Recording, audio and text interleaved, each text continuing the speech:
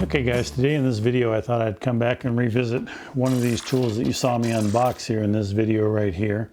And then I eventually set it up also.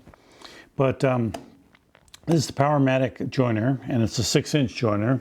And I got a couple comments on it asking about what I thought about it after a length of time. Now I was kind of surprised. I got this one here from David Dyer. Thanks for the content. Coming up on 24-month mark. First off, 24 months. Wow. No way I thought that I'd had this thing 2 years already. What post-purchase comments do you have after some use over time? Well, I'll tell you, I had the old one that I had, which was a rigid model joiner. It was a nice joiner, but it was on wheel base that eventually it fell over and it busted.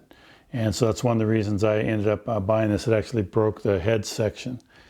So that's one of the reasons I purchased this one.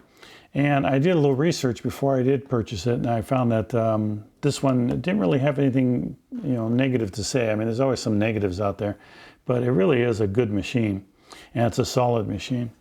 And I have to say that since owning this, I've really used this quite a bit.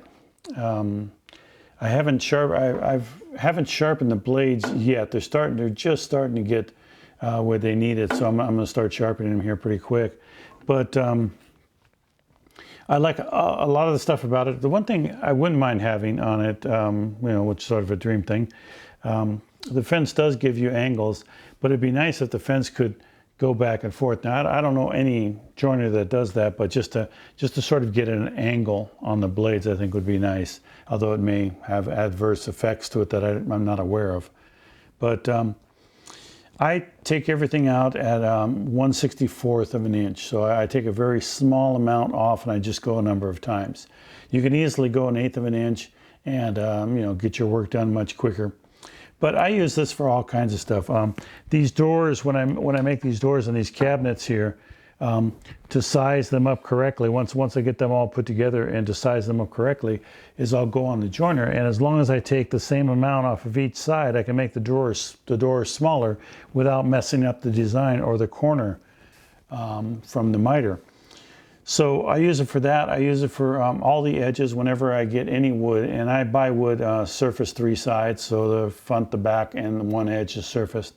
And I'll always clean up the clean edge before I throw it on the saw and start ripping it, so that way I know I have a nice flat edge. Now another person, and let me just bring that up here, another person asked me, so Florida Bearded Woodworker, which I love that name by the way, do you think an 8-inch is worth the extra dollars now that you've had it for a year? How happy are you with this unit?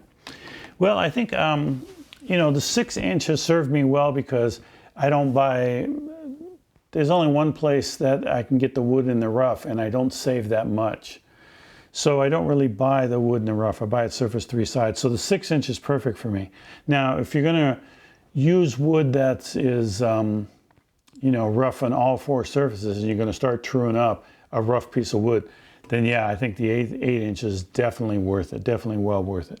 I think the 8-inch too also has 220 wiring. I'm not sure about that, so I don't have that in my shop yet.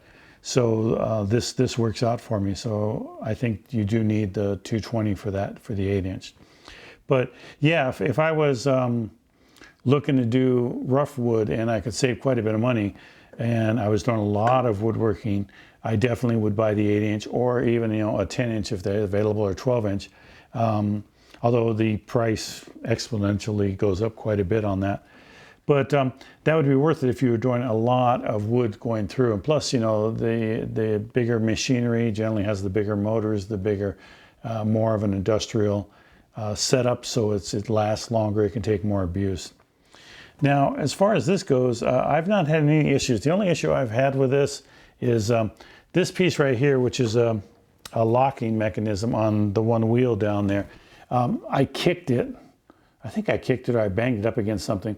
And this part broke off. And so the plastic around here has broken off this nut here, or the bolt. So all I'm going to do is next time I do some resin, I'm going to take any extra resin, I'm going to pour it right in there, and that will seal that all up and make this a nice solid handle again, it'll be perfectly good. Or I could just use the bolt with an Allen wrench, but you know, having these is a little bit easier. But this is not the fault of the machine. This is actually just something that I just broke. But so far, after 2 years, this is the only thing that really has come apart. The paint holds up well. The surface stays clean. It doesn't rust up.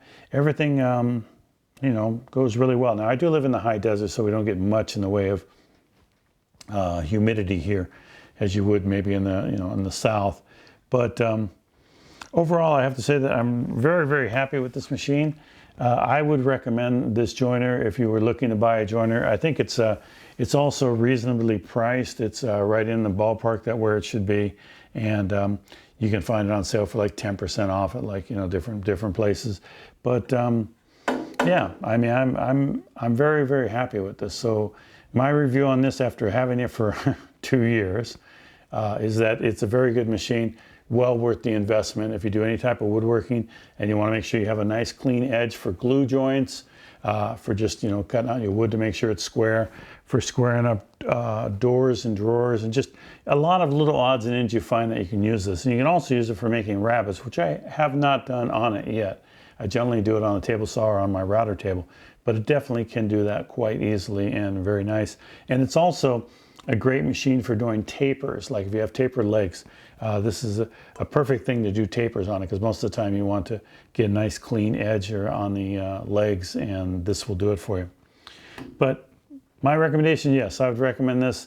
If you do it like I do and you take, you know, a very small trim piece off each time, this thing lasts forever. It does take more time to run it through, but for me it's worth it. I don't get any chipping on the wood.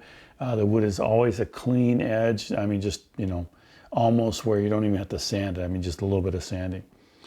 Well worth the investment.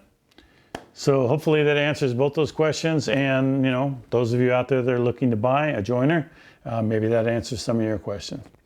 So I appreciate all of you watching. I appreciate all of you asking questions. Please do leave comments below. If you own one of these, let me know what you think, you know, how it worked out for you.